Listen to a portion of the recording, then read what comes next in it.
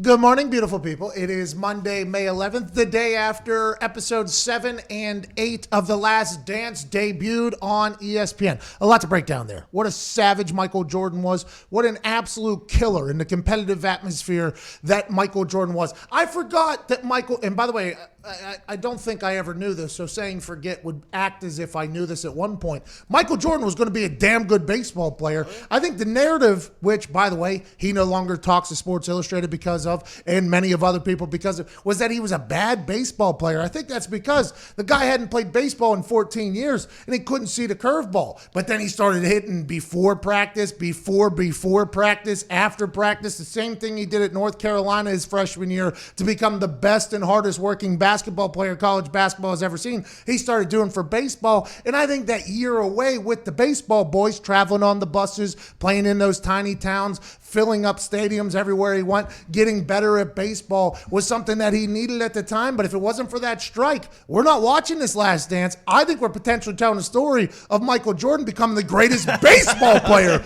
of all time. There's a lot to break down in episodes 7 and 8. I got a cigar because it makes me feel as if I'm going to be a more competitive, better human, maybe a better golfer, probably a worse gambler, but that does not matter. Zion's former marketing agent is dumb, wants to come out and ruin college basketball, basically, whatever she thinks she's entitled to. Excited to see how that all plays out. Shaq says scrap the damn season. Let's just scrap the season. Let's get back to it next year. Let's not do the tournament in Vegas or Orlando that Adam Silver is talking about. Plenty of other news to talk about. David Akers, legendary kicker from the Philadelphia Eagles and savage draft pick announcer down in Dallas, joins us in about 14 minutes. Michael Lombardi joins us in the second hour to talk about Stephen Jones, who came from Jerry Jones, who is in the Dallas Cowboys ownership group, talking about how a certain percentage of your salary cap going to a quarterback, there's a lot of analytics that say can't win that way. Is that something to be said about why Dak Prescott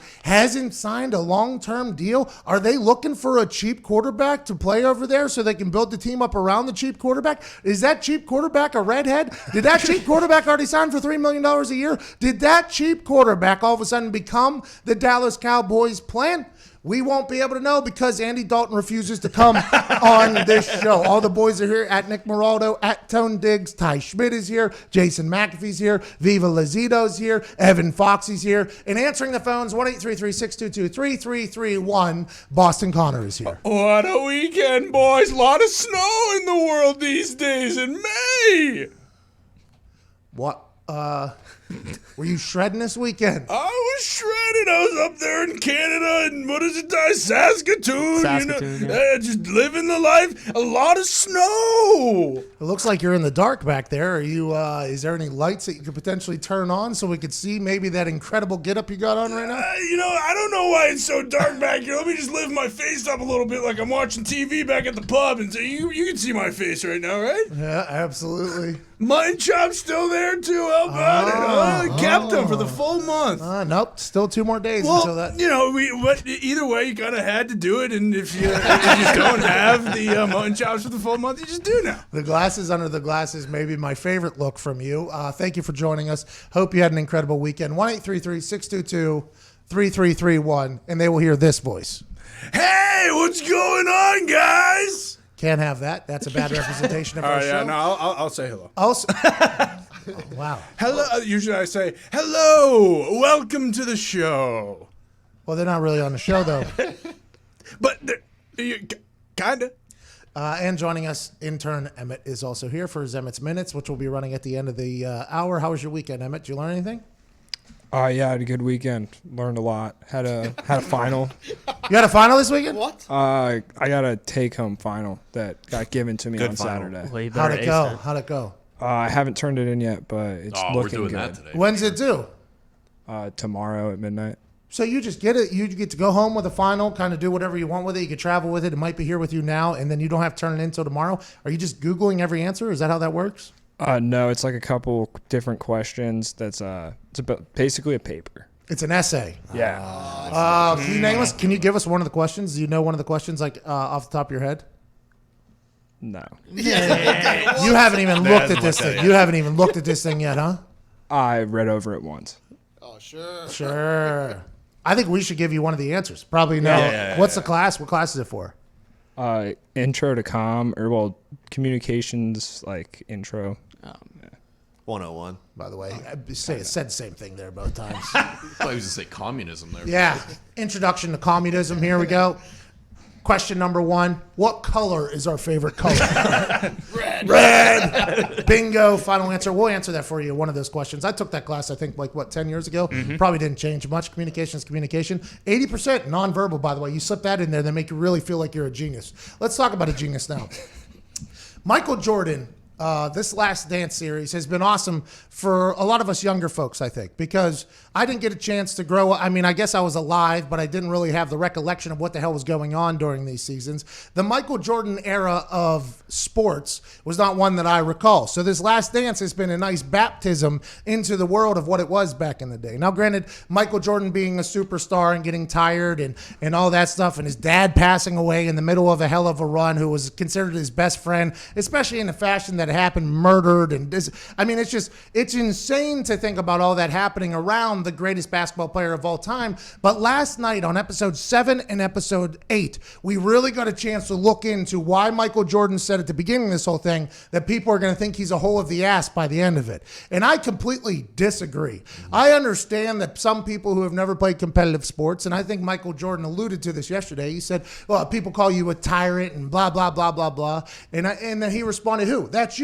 You've never won anything, is what he said, which is very true, because I think a lot of these people who are super demanding. Now, there's a way of going about it. Now, him saying to a teammate, where your mouth at now, ho? Right, in the middle of practice, and getting into a fist fight with Steve Kerr and trying to toughen up Scotty Burrow to make him more of a mean person, and the things he would say to people. Like, I assume there's a different way to go about it, but those people that are demanding of others are normally trying to set the standard for what they're expecting to be around them. Now, I didn't get a chance to play basketball with Michael Jordan. I would assume if I did, he would have been feeding me to rock outside instead of Paxson. That sucks for Paxson, but I did get a chance to watch Peyton Manning. Right? And Peyton Manning is one of those guys who's up in that echelon of being great and expecting others to be great and setting the standard. If Peyton Manning wanted to restart a period, we restarted a period. If Peyton Manning wanted to redo a rep or redo a drill or do anything like that, Peyton Manning did that. And I could assume that some people, and you've seen him get in altercations, whether it was with Jeff Saturday on the sideline or things of that nature. Fights happen in sports. Fights happen at practice. That is something that I don't want to say is very normal, but anytime you get a lot of competitive people into one area competing against each other, and maybe some trash is talking, there's millions and millions of dollars on the line. Every once in a while, tempers are going to flare. So I don't think the Steve Kerr Michael Jordan fight was really that alarming. But I think getting a chance to watch the way Jordan was trying to, ridicule others to get to his level, is what he said, was very interesting. I don't know how I would have handled it if I was one of the basketball players on the team. I think if I get to Michael Jordan, I go, okay, that's the standard. I'm going to do whatever he does, which is exactly what the Colts did whenever you see Peyton Manning. As soon as you go into that building, you see, oh, that man with a massive forehead and a resume that is much better than my resume will ever be. He's here early. He's here late. Whenever there's an off drill, he's not in a drill. He's running sprints across the field. On the field, if you're not catching the ball with two hands, you're not using perfect technique. You're not going the extra mile. He's telling you to get the hell off of the field. It's basically your guy, your leader saying, hey, this is what we expect around here. And I think that is something that I wish more people would get to experience. Because when you don't have that person, it's kind of like the standard is just kind of in the air somewhere. It's talked about. It's not really visualized. But whenever you have a guy like Jordan showing you exactly how this is going to be, like, yeah, I'm shooting this movie Space Jam, but I want to let you know, as soon as this is over, I'm going across the street to my Jordan gym that Warner Brothers built, and we're running games for 3 hours, and I'm lifting, and I'm going to get back into shape. That's the type of thing that you see, and you're like, okay, that guy's allowed to say whatever the hell he wants to say, because not only is he just talking the talk, he's walking the walk. And I think that was the most beautiful thing from last night. There was a couple different quotes that really stuck out to me. A couple different strokes. Whenever B.J. Armstrong pimped his game winner in the playoffs as a member of the Hornets, and then Michael Jordan looks at the camera and goes, he knew better than that. That is just such a hilarious thing to me. B.J. Armstrong, former teammate of his, has been in those practices where maybe somebody said something to Michael Jordan. He's been on the He's been the beneficiary. The beneficiary of this type of situation happening with somebody else saying something. So then he hits that game winner, stares down Jordan, stares down Scotty and Phil as a member of the Hornet, and all Jordan's reaction was, he knew better. How about George Karl going into dinner and not even saying hello to Michael Jordan whenever he's sitting there with Ahmad Rashad, probably in Chicago. George Karl, coach of the Seattle Supersonics, walks in, sees him, just walks right by, doesn't say anything. And Michael Jordan goes, you're coming into my town, into my restaurant, where I'm not going to pay this bill because I'm here, and you're not even going to say hello to me? And he told Ahmad Rashad, that's all I needed. All I needed was that, and then bang, he got buried. Then how about Gary Payton saying, I was wearing on him, getting him tired, and all Jordan did was look at the clip and just start dying laughing. I had no problem with the glove. I mean, it's just all these little things that we're getting a peek inside is what I absolutely love. I love learning why greats are great. And I feel like this Last Dance thing has been just the perfect depiction at looking at the greatest of all time. Now, there's a lot of things in there that if LeBron did, a lot of people would lose their minds about. And there's been a lot of things that Jordan has done that a lot of people have said Jordan would have never done whenever LeBron does things. So I think it's impossible to judge the two. But man, Jordan, ultimate competitor, a human I wish I got a chance to play a sport alongside of, and I can't wait to watch episodes 9 and 10 next week. I'm actually kind of bummed about it, but I can't wait to be able to binge the entire thing straight through, because the bouncing around, by the way, last night was a little bit tough. They bring back Dennis Rodman again. Dennis Rodman's back on the team again. He's playing baseball. He's not playing baseball. Then it's just, it kind of got a little bit tough. It was obviously created for people to be able to binge right through, but man, I cannot wait for 9 and 10. Last night was definitely the best night of The Last Dance by far. I liked when Jordan said, hey, I'm not asking anyone on my team to do anything that I'm not doing. So they shouldn't have a problem with that.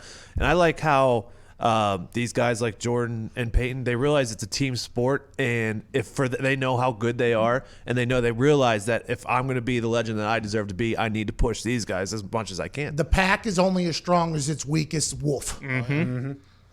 How about the Pippen last shot too? Oh yeah, when he just sat it out. Yeah, have you ever seen something like that? Tony Kukoc, hit 5 game winners his rookie year, yeah. and that one was a left-handed throw that banked in off of the thing, game winner. Tony He's the Kukoc man. comes from a war-torn country. He got double-teamed in the Olympics by the Dream Team. This guy's been buried. Jerry Krause liked him, which means everybody automatically hates him. And all Tony Kukoc did was just show up. And I thought about this. They made it to what, Game 7 of the Eastern Conference Finals or the Eastern division round, whatever, semifinals? Semifinals, yeah. Without Michael Jordan? Has any of LeBron's team ever been able to do that? Answer, no. So I just would like to keep that. I'm not going to continue to do it. Okay, I can't continue to do it. But I have grown up in an era where all I heard was MJ wouldn't have done that, MJ wouldn't have done that, MJ wouldn't have done that. It's been nice to see that MJ was a human and that MJ was the ultimate competitor that everybody talks about. But that team making it to the playoffs and then ultimately falling off, and then Jordan coming back, being out of shape because he was in baseball shape. I mean, that's an incredible series of events. But Tony Kukoc, by the way, Phil Jackson knew they got a stone cold killer in him. We got this guy. Now, granted, Jordan, when he comes back, the ball is going to 23.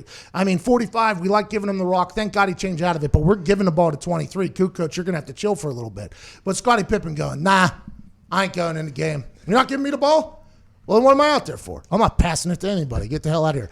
If Kukoc misses that, Scottie Pippen's on top of the world. Kukoc makes it, Scottie Pippen, tail between the legs, head down, got to walk in that locker room. And I assume that was one of the most awkward walks in the history of Scottie Pippen's life. And then old buddy calling him out in a meeting, and then Scottie Pippen apologizing and moving forward. Things like that happen during a team's journey, but I don't think I've ever seen or heard of a basketball player going, nah, I'm out. What was that? That was in the finals? That was in the Eastern Conference? Semis. I think.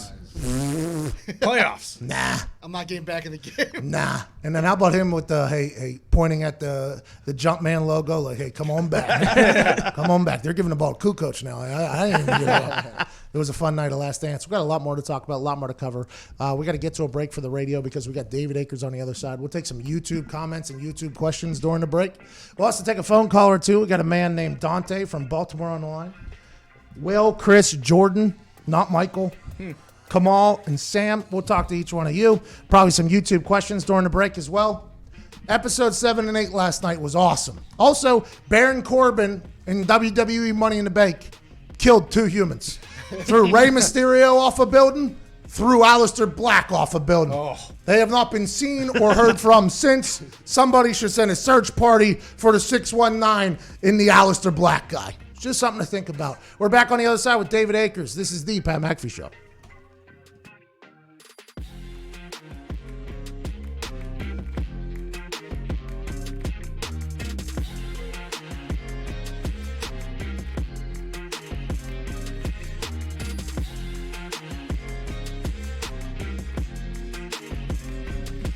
All right, Zito. Every once in a while, we like to dive deep into, some call it the most disgusting place on the planet. We call it the most beautiful place on the planet, our YouTube comment section for some YouTube questions.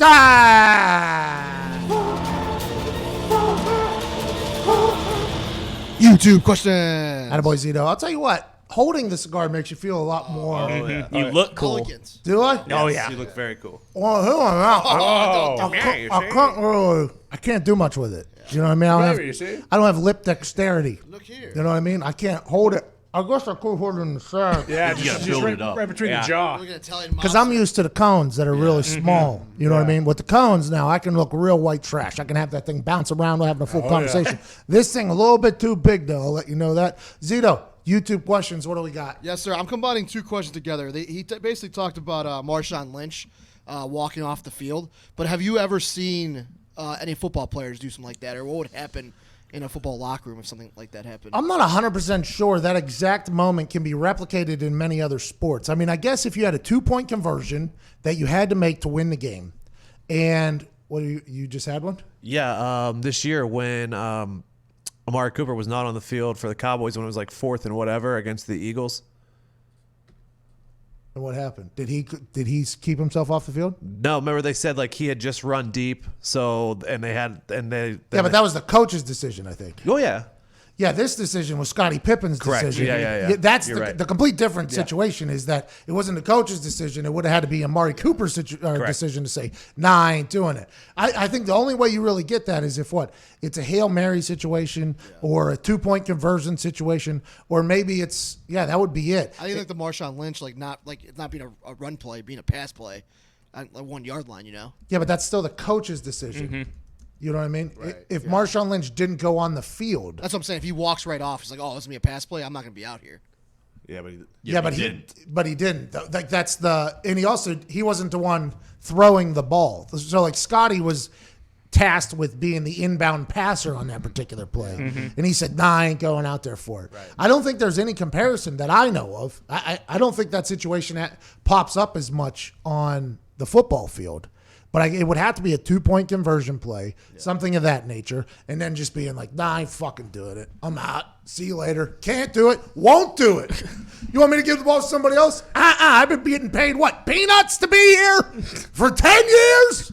Now you're going to give it to some guy who just came out of a war? Get the fuck out of here. That's what Scottie Pippen said. Inbounder, too. There also, the most important player on the court aside from the guy taking the shot. Well, the ball has to get to the guy. It was right a great before inbound, he- too. It was a Great great perfect inbound. pass. Yeah. Hey, by the way, great play design by Phil. He felt really good about it. How about Phil, by the way, being told Scottie Pippen's not going in? Fuck him.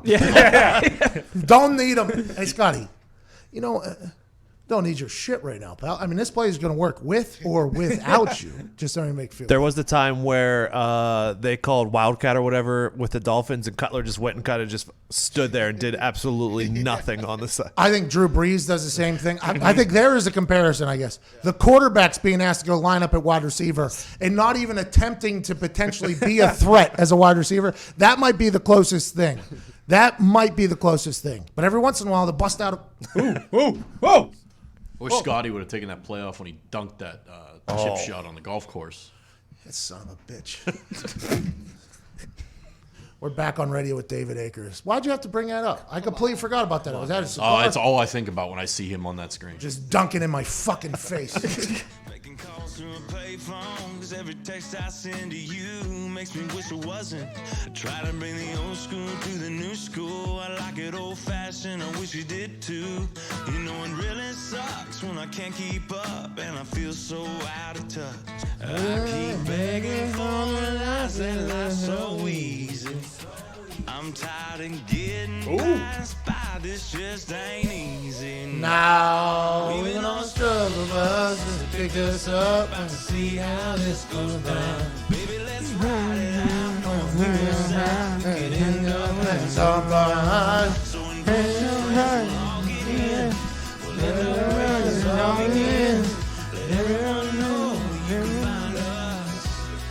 Backseat of the struggle bus. Clayton Anderson with a heater, struggle bus. Speaking of a heater, ladies and gentlemen, when this guy announced a draft pick for the Philadelphia Eagles, the world was afire. This man once kicked a 63-yard field goal. He's on the All-Decade team. He was a member of the Eagles Hall of Fame, I believe, 6-time Pro Bowler, 6-time All-Pro, legend from the Philadelphia Eagles, the lefty David Akers. Yeah! Boy, Dave! What's up, brother? How are you, man?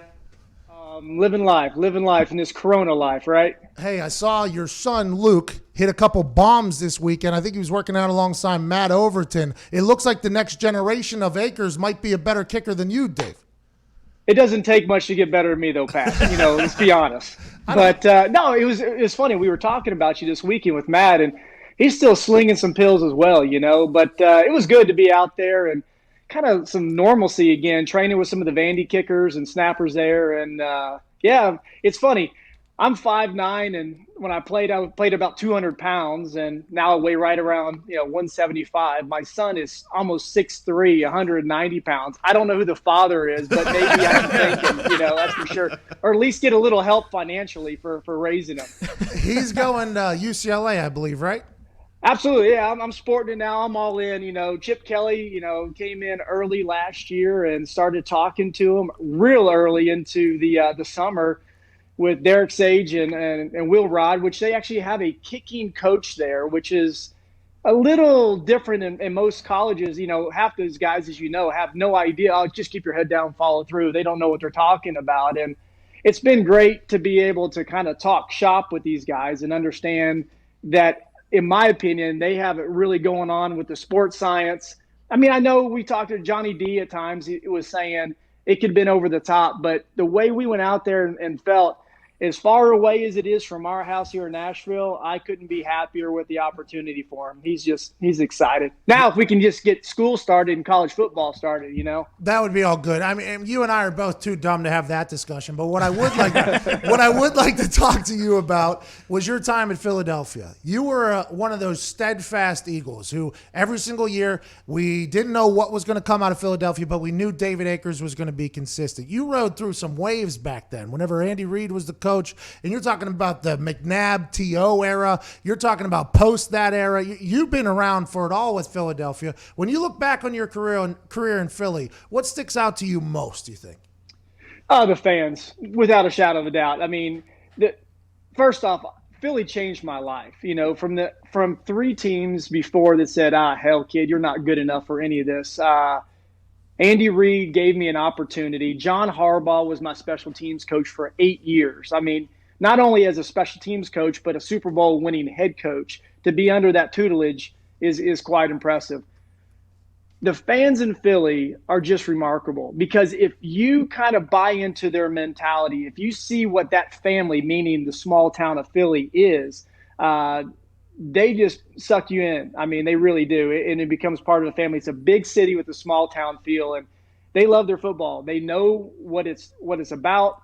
It's a blue-collar mentality. The people that kind of buy in that way, they love them forever. And I can't thank them enough for the opportunity to play there, for changing my life for 12 years. Let's talk about your position. A kicker is obviously a position that can be a target for a fan base if you happen to, Sure, stumble or miss it all. Was there any of those moments where Philadelphia was like, hey, bud, we like you, but we need you to maybe make some more kicks?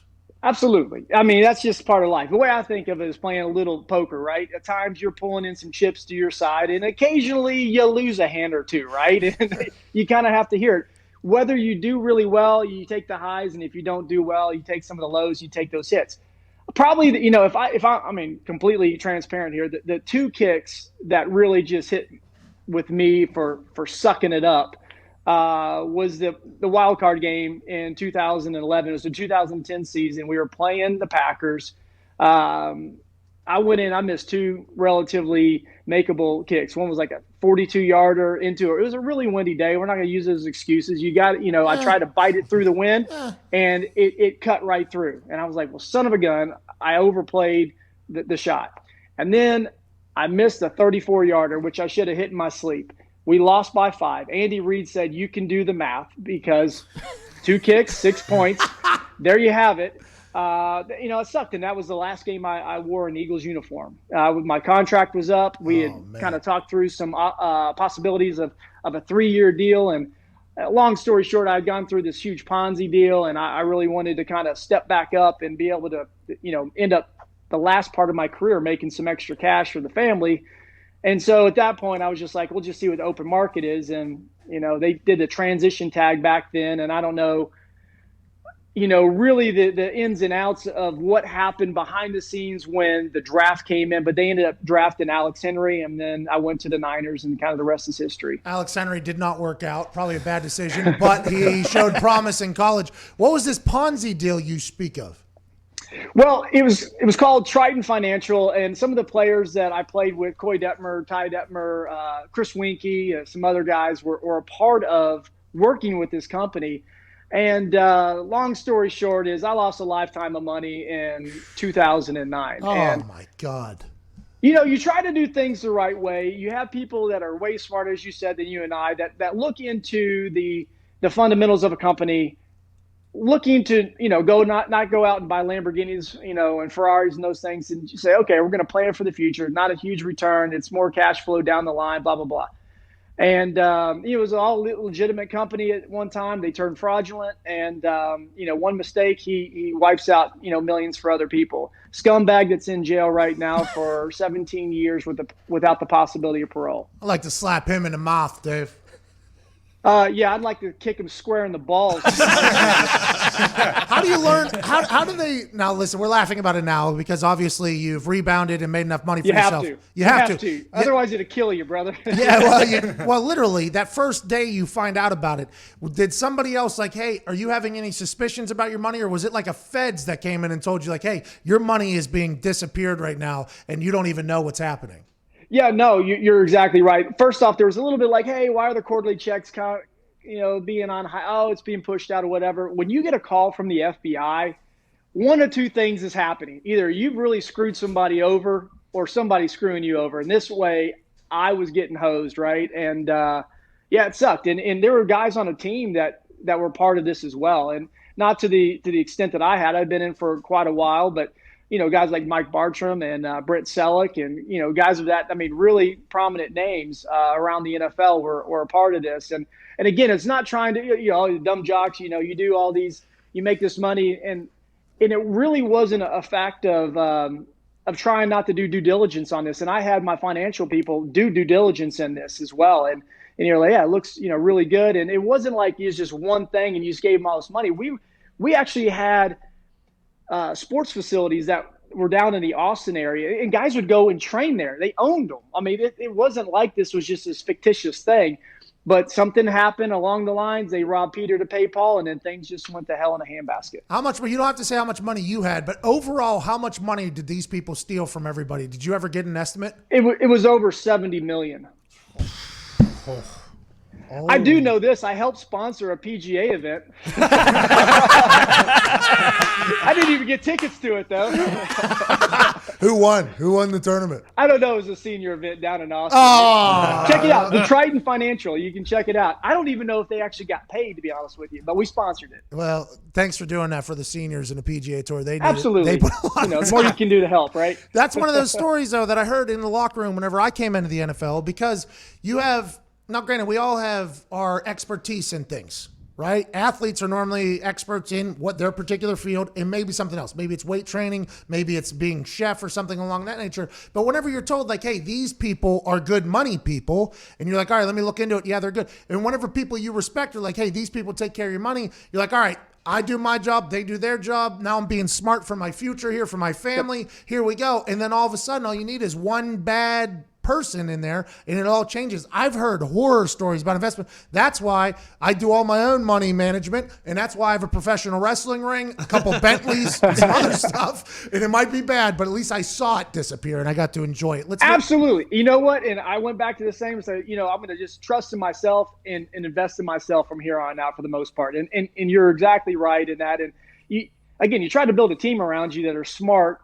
And, it's not like I was having Joe Blow down the street. The guys with credentials here, and unfortunately, if somebody wants to steal from me, this was an exact quote from the FBI. No matter who it is and what they're doing, they can steal from you.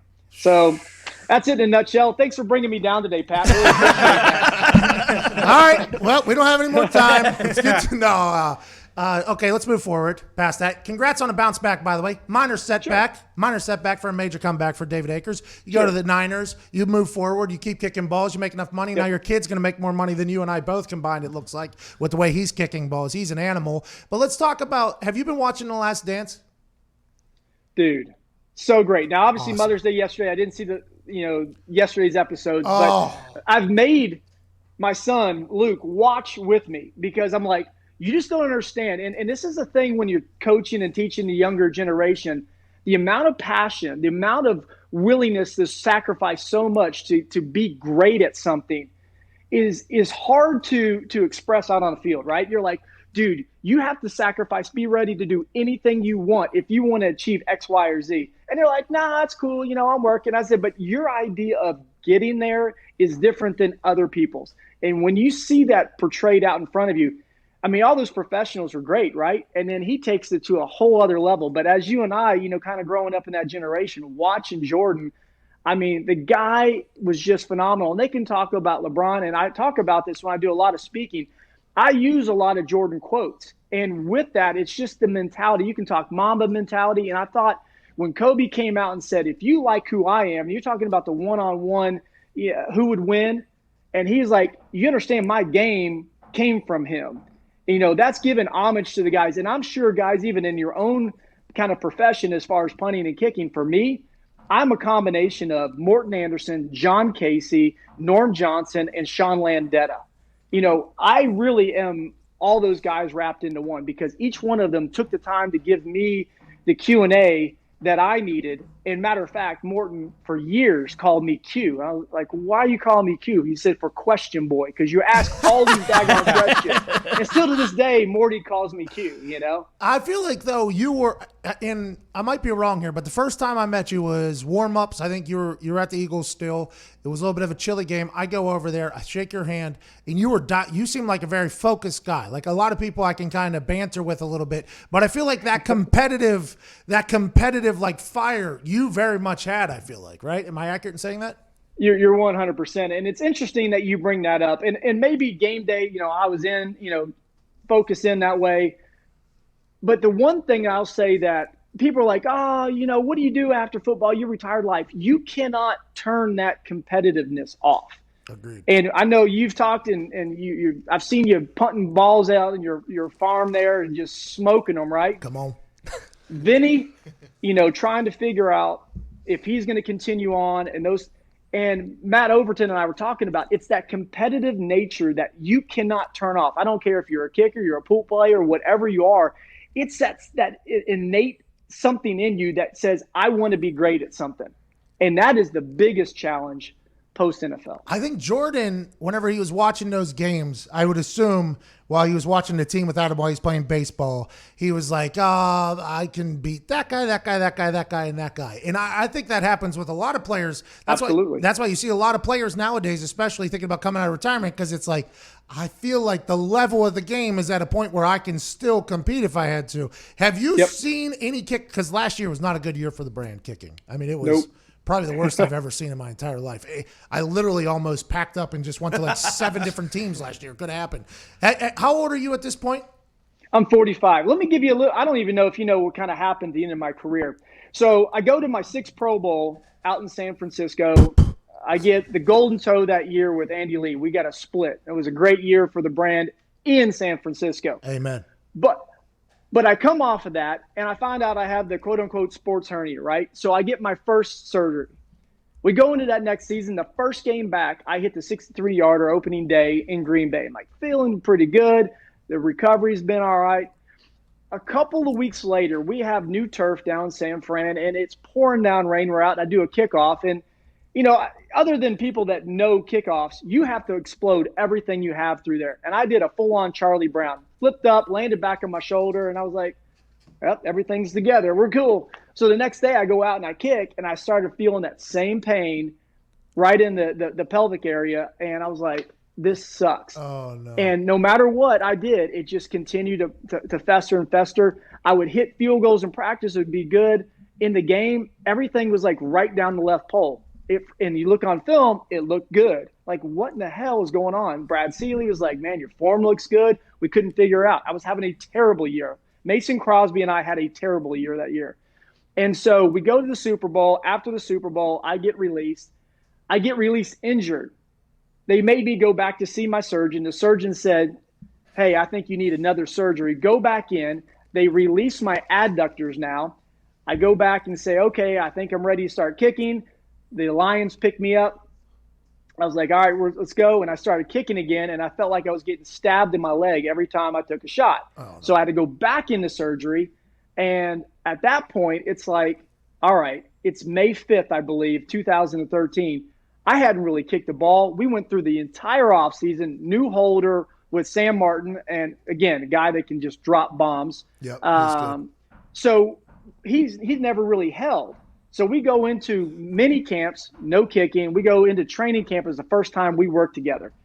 And it wasn't the greatest of year, but it wasn't a terrible year. I missed 5 kicks. 2 of those were blocked. I have one kick and one regret that I missed on Thanksgiving, a 30-yarder, and we were having some issues on protection, and I rushed it off. So the last time I played was in Minnesota. That was end of the season, that 2013 year. And basically, in 22 months, my last Pro Bowl to my last game was 22 months. I had 3 surgeries within 16 months, and that was it. My body just would not stay good enough. My kicking wasn't great. And I actually moved to Nashville, and I was training with Rob Baronis. And Rob and I would go out, and I actually was feeling better. I feel like the body was just kind of healing, and I was ready to kind of give it a go. Rob gets killed in that car wreck, and I really didn't kick after that. It was like my training guy was there, and I did go down in the dumps a little bit, trying to figure out like what now. But that's kind of like you feel like you're 3 straight Pro Bowls, and then you're unemployed in like a matter of a few years, and it's just kind of a crazy ride. But I think if I went out and tried to kick really hard right now, my leg might go further in the ball. Dave, we got to get to a break. I can't thank you enough. You were a guy I looked up to whenever we were in the league. When I was in the league, big fan of your mentality. Plus, 5'9", very tall in the real world, but in kicking world, that's not that big. So the amount of force that you had to generate with those tiny little legs of yours is really wee little legs. Real quick, you are a guy right now that the younger generation is now looking at. So thank you for looking up to me. But my son looks up to you and watches all it. He's totally in for the brand. So thank you for what you're doing out there. I love it. Keep going, brother. No, David, you're the best. And that speech you gave at the draft, electrifying. Absolutely electrifying. One caveat, I couldn't hear myself talk. So I ended up screaming like a little, Yeah. So probably topped it, though. Let's just be honest. In Nashville, giving it to him, come on, brother. It was pretty awesome. I'm a professional speaker, though, so I should. But the fact that you couldn't hear yourself, that is a tough thing. Hey, you see all the greats can't hear themselves. They start yelling. I thought you were – I watched yours before mine. I appreciate you. And tell Luke, I think he's going to be a monster. That kid's big, and he hits the ball far. That's something that – I don't think a lot of people can do. And his dad is David Akers. I think Luke is going to be the guy. Ladies and gentlemen, 6-time Pro Bowler, former Detroit Lion, David Akers. Appreciate you, David. Hey, he's the man. That was awesome. He's a cool guy. You watch. Hey, bro. He's in great shape too, by the way. He does that one ski thing. Wait, you saw it behind him there. Yeah. What is that called? It's like I'm not a lake guy. What is that? Slalom? No, whenever you have one Water ski, skiing. both feet on one ski. What's that called? Some sort of water sport. He does it, though, and he, jumps and the whole thing. That Luke, his kid is going to be drafted in 3 years, I think.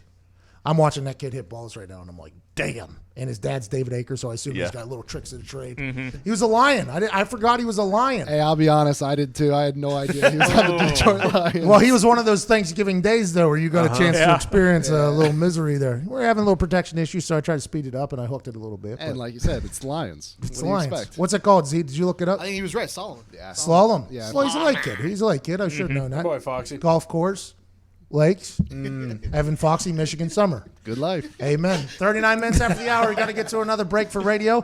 We'll do some phone calls during the break. I like David Akers a lot. $70 million. That's stolen. insane. Those are the stories I heard. I'm like, well, I ain't investing in anything. Yeah. I'd rather just spend it on what? A bar tab then. Hey, Pat, you got to be smarter with your money. Did you see where your money went? Mine's going right here. Look how happy all these people are. You're listening to the Pat McAfee Show. I have no clue why.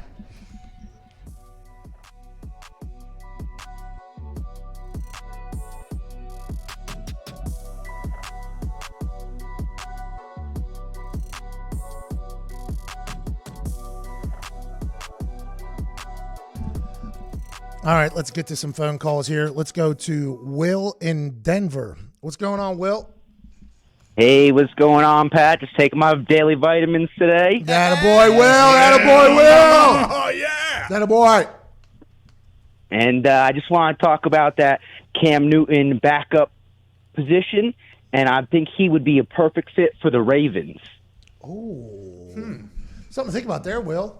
Now, granted, they have Lamar Jackson, obviously reigning MVP, but all anybody has said about Lamar Jackson is, can he survive? Can he survive? He has proven, hey, that he can.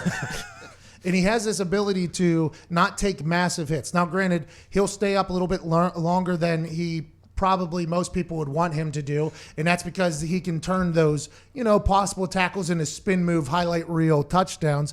At some point, everybody thinks Lamar Jackson's going to get got. And if he gets got for a game or two, who's a better person to have to step into the role than Cam Newton? Great question. I think Cam Newton's probably the answer if you're depending upon that potential happening. Do they still have RG triple sticks? They do, but he recently tweeted that he's tired of getting disrespected. So I think he is looking to go be a starter somewhere. What's that about, though? Is that about his financial decisions? Is that about his intelligence? Or is that about his foosball? We don't know what he's eating. Maybe it's college football talks. Maybe Trace McSorley's jumping him on the depth chart. Trace McSorley jumped him on the depth chart? Maybe. Didn't Trace McSorley, he's the one who hits the home runs, right, and then does this thing? He was at Penn State? Mm-hmm. Yes. Yeah. James Franklin almost tried to fight a fan. Yes. Yep. Yeah. Mm-hmm. Yeah. Penn State, what else do we know about them? A.Q. Shipley went there. Yep. And then also they had that guy. Nebraska. The second mile. The guy, yeah. Yeah. Wasn't doing anything good for kids. No, definitely not. No. Actually. The opposite. Yeah. Not good. What are you laughing about, Foxy? Foxy, Keep me out of this. Foxy, what are you laughing about? Go green. Go green. Go white. Oh, yeah, racist too. Oh, wow. Unbelievable. Let's go to Sam up there in Chicago. What's going on, Sam? What's going on? You and the boys are having a glorious morning on this beautiful Monday. We are.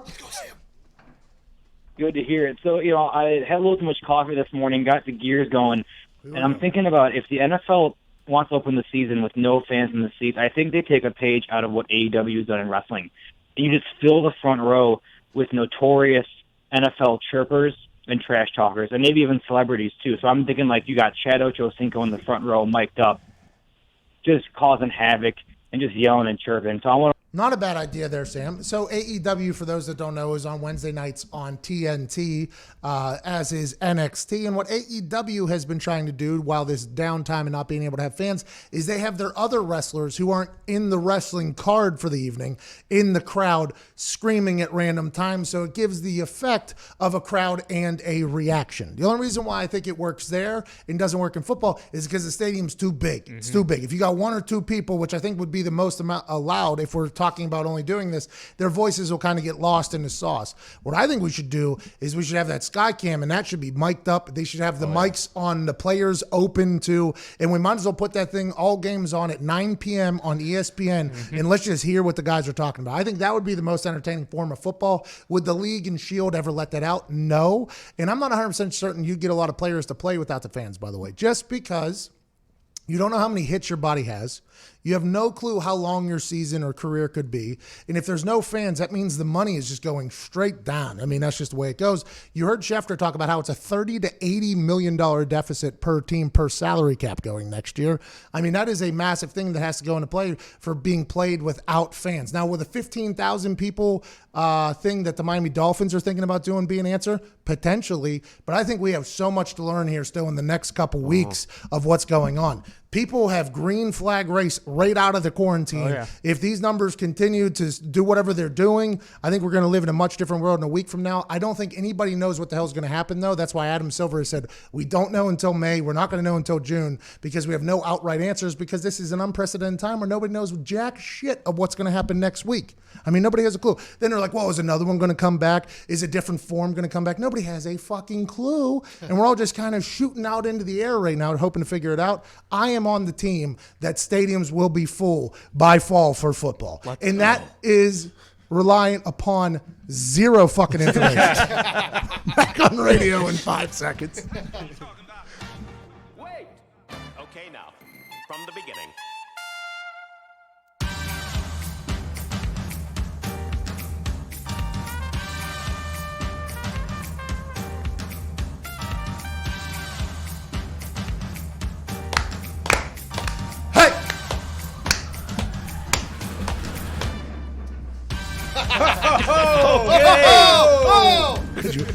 We learned salsa in gym class one day. That's all I got. What is this? It's called Rock This Joint. You know, just a little flavor. You got the cigar. Figured Monday could use it. Oh, Stanley Ipkiss. Big band stuff, you know. Stanley Ipkiss. The Mask. That did feel like The Master, didn't it? Oh, when he goes, yeah. That's a good movie, The Mask. Great movie. Have you ever seen that, Emmett? Of course not, because you're too young and don't respect things that happened before you were born. Peak Cam Diaz. It's like Fox. Unbelievable. Yeah, you're just like Foxy. Foxy, you ever seen The Mask? No, sir. At least Evan has an excuse. Who is that, Jim Carrey? Now you're asking questions. I'm just wondering. Who is that? Sounds like a good movie. I want to let you know, I'd pick your ass up and throw you in the river just like he did The Mask if I could. You don't even know what that means. No, I have no idea. Joe Tessitore and Booger McFarland officially out of the Monday Night Football booth, which obviously raised a lot of questions on who would go in to said Monday Night Football booth who currently has max capacity available. Now, they said they're going to hire from within ESPN due to the fact that they're currently furloughing and asking for people to take pay cuts. So if they were to go outside of ESPN and pay somebody some massive amount of money for Monday Night Football, they think that would look bad, especially when they have to go pitch Disney for the money to pay said people. Now, a lot of articles, one article from the Big Lead, shout out to the Big Lead, I appreciate you for doing this, and other blogs have come out saying, you know what, maybe Pat McAfee should be in the Monday Night Football booth. Let me take you down a little memory lane trip, shall we? 1 year ago when Jason Witten was out, everybody knew Jason Witten was out. We didn't know he was going to go back to football, but we knew he was out of the Monday Night Football booth. We put together a campaign, McAfee for Monday Night Football. Now, did we think there was any chance that I get in the Monday Night Football booth? Absolutely not. But we thought if I was to get in there, good chance I'm going to hit a home run and do well. So this whole McAfee for Monday Night Football thing trended for like 11 hours on Twitter. I forget who passed away that day. Luke Perry. Luke Perry passed away. He was number one trending thing on Twitter. We were number two trending thing on Twitter for like 11 hours. The people that follow me on Twitter and follow us on Twitter are the greatest group of humans of all time. Our fans, literally, I will look at this. I will not pander. This is a real thing. You are the greatest humans on earth. There's no reason you should follow along with this group of idiots, but you do, and you have for a long time, including a year ago when that role was open. So we start pushing for it. We start pushing for it. You know, we want it, we want it, we want it.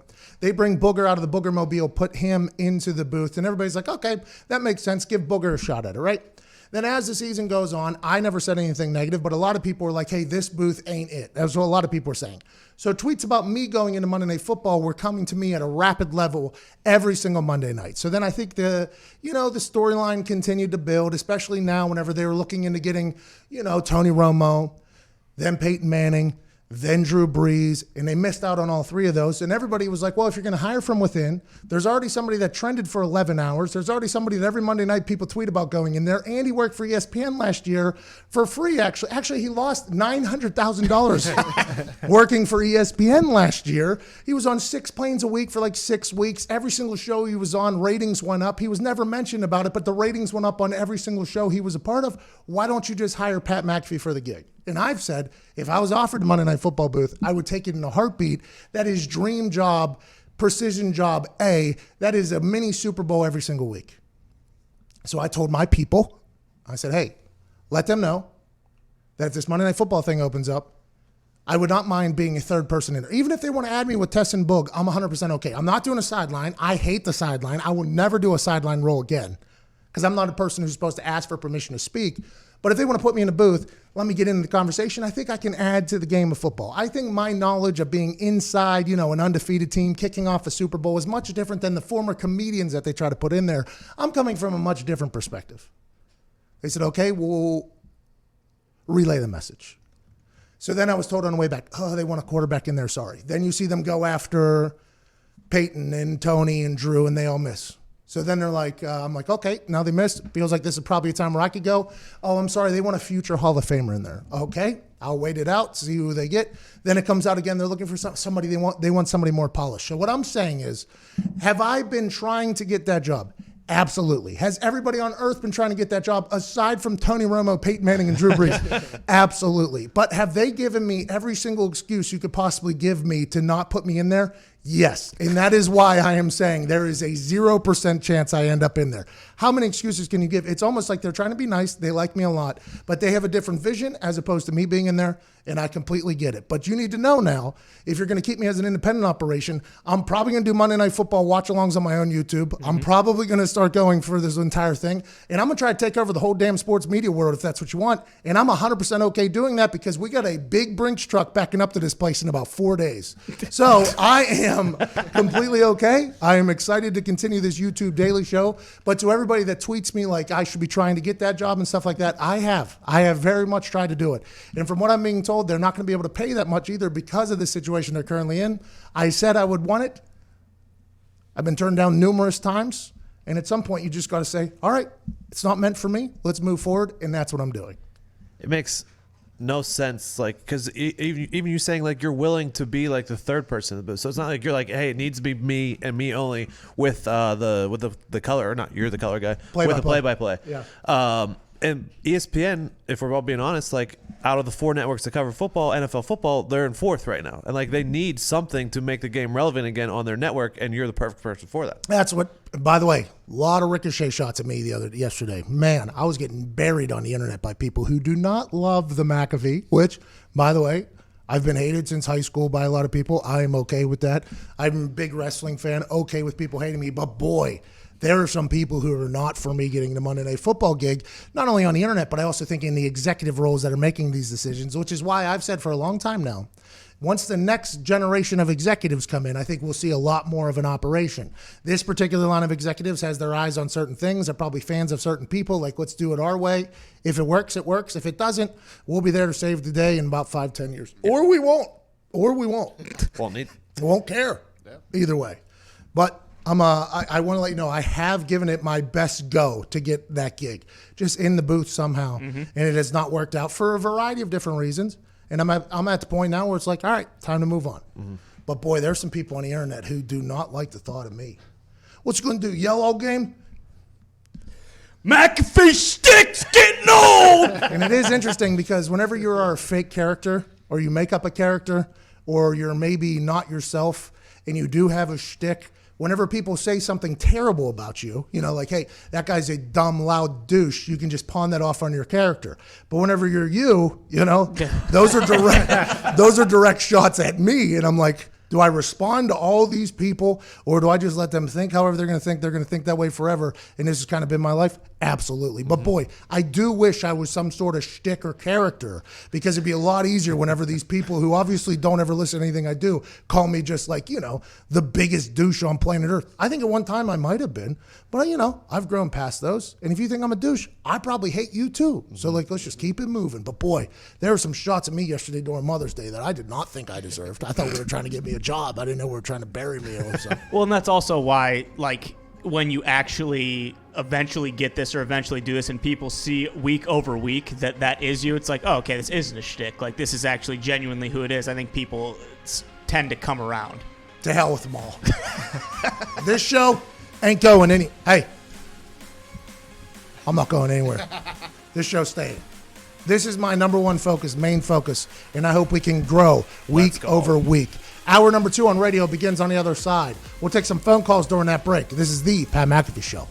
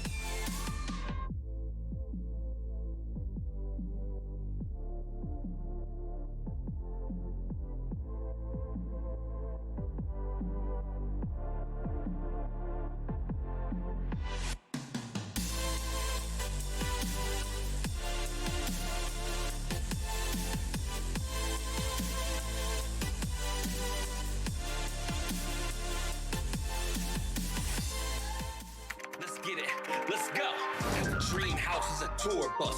Scream loud that you knew us. Deep down, I'm the new plug. You ain't about to get too dust. Pete's brown when they crew scrubs. Sweet sound from the two subs. Beats loud as a move, bruh. Lead the crowd like, ooh, what? Long hair on the big body. 210s, both sitting shoddy. Crack a fist, start getting rowdy. Blow a nose, looking like an Audi. It's Uncle Sam without the taxes. Crowd stands up, I keep them loud. I made this beat, you hear it smacking? Who is 30? Hand me a nap. You probably wasn't expecting this. What?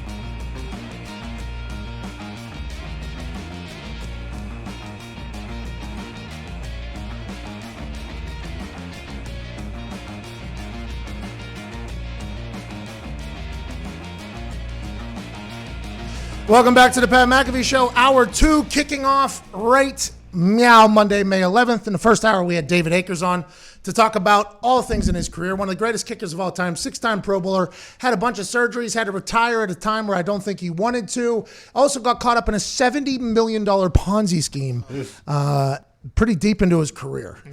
Insanity. That's why I told him I chose to not use a financial advisor. I would advise my own dollars. And if those dollars are advised to buy a round of shots for everybody in this bar, they better go do it and let's enjoy it.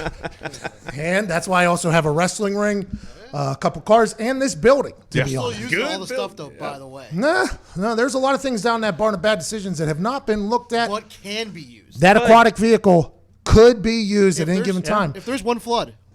Still doesn't float. It was a little bit of a hustle, but that's why I didn't get in the financial advisor game. Now, granted, I'm sure there's nice financial advisors out there who do well by their clients, but boy, there's been more than enough stories from friends of mine that I've heard where they're just a bunch of crooks who take your money and wipe their ass with it.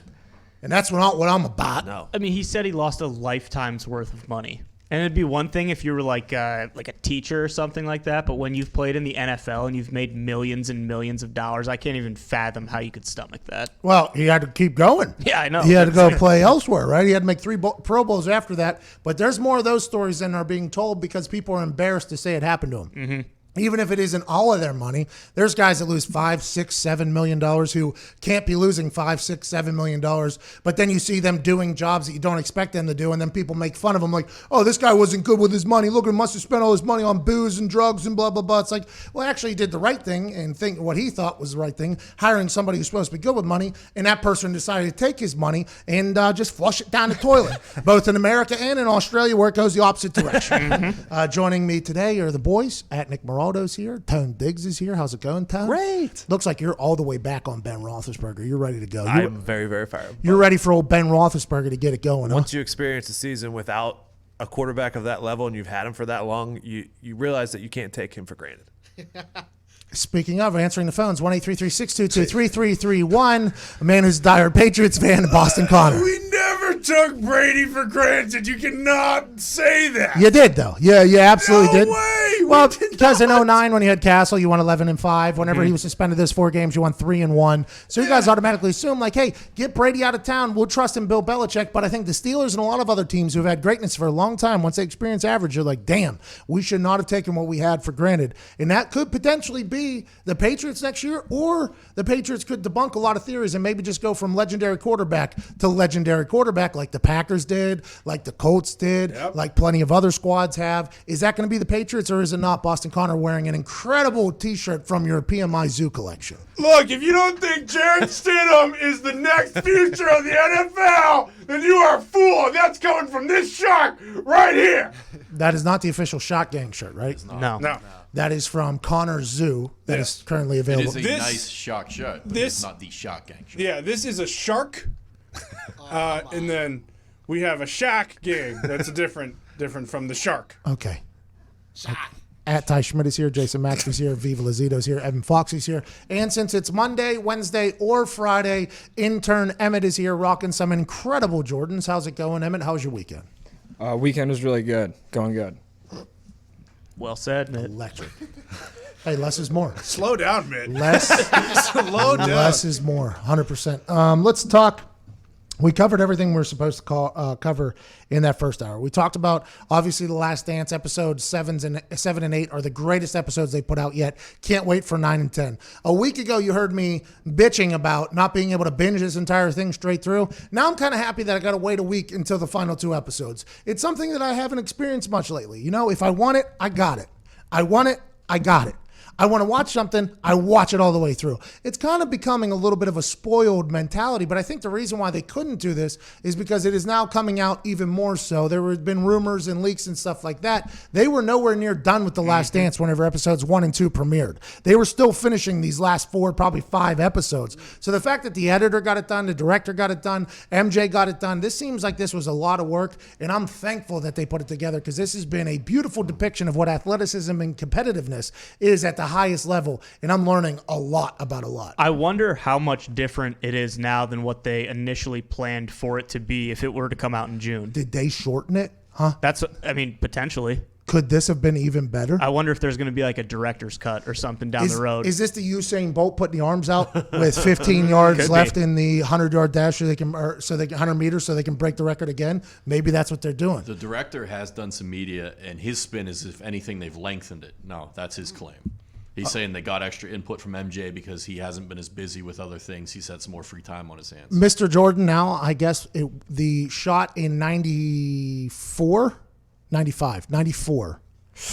He came back from baseball after a year and a half out. He was out of shape and all that stuff. He played against the Atlanta Hawks, and they were 34 and 31 or something like that. They were about a 500 ball club, and he hits a game winner. And I guess that wasn't originally in the documentary, but the conversation with Michael Jordan went where Michael Jordan said that game was the game where I realized I still had it when I hit that game winner. Now, granted, they weren't winning. He wasn't putting up massive amounts of points, or he was. I guess he put up 55 or something like that, but he wasn't all the way back. He said hitting that game winner made him realize he was all the way back after going and playing baseball. And much to the opposite of what had been reported, Michael Jordan was about to be maybe the best baseball player of all time if that strike doesn't happen. And there's no way in hell Jordan would be a scab and go over that strike line. No chance in hell that guy would do that. That strike doesn't happen. He doesn't doesn't walk his way back into the practice facility, doesn't start shooting around, doesn't start saying, hey, what do we got here, boys? Hey, I'm going to come back 45, my high school number. It's a trash number, but I'm going to do it. And then we're going to do this. And then I'm going to get back in shape. Then I'm going to shoot Space Jam. I'm going to build my own gym. And then we're going to come back and win 3 more titles. They also didn't have like a say in the matter. Like they had to throw him into the deep end because they knew the media was going to be crazy. Like he would have never started there if he was serious about making a run towards like going and playing in the majors, but they had no choice. It's like, hey, you're going to have to play with these guys who are obviously much better than you. He would have probably came to the Frontier League where I played. Yes. Maybe. My first ever time on a baseball diamond, I played a professional game for the Washington Wild Things, who ended up coming in second in the entire league. Shout out to the Washington Wild Things. But me and Michael Jordan, we very much understand the difficulties of getting in their minor league. When you haven't played baseball, for him for a long time, me ever. You know, there's a lot of things you kind of have to adapt to. But that locker room and clubhouse environment is something that I'll cherish for the rest of my life. And I think it really helped Michael Jordan get over his dad passing away, was this group of young bucks who were kind of, yes, obviously he was an icon, but treating him as an equal. I mean, it's like college almost again for him. It's like the little fraternity-like feel. I think the baseball trip was a big one. And also very much misrepresented and miscalculated in my brain and my memory. And I think a lot of people's. I thought he was just a absolute dog crap baseball player. Turns out that was wrong. He was a very good baseball player, about to be even better if he would have got about 1,500 more hacks at that thing. It's because of that Hatchet job by Sports Illustrated. Which, by the way, good for them. Rest in peace to any interview they ever won for Sports Illustrated. That picture of him in that miss, can't hit the damn curveball.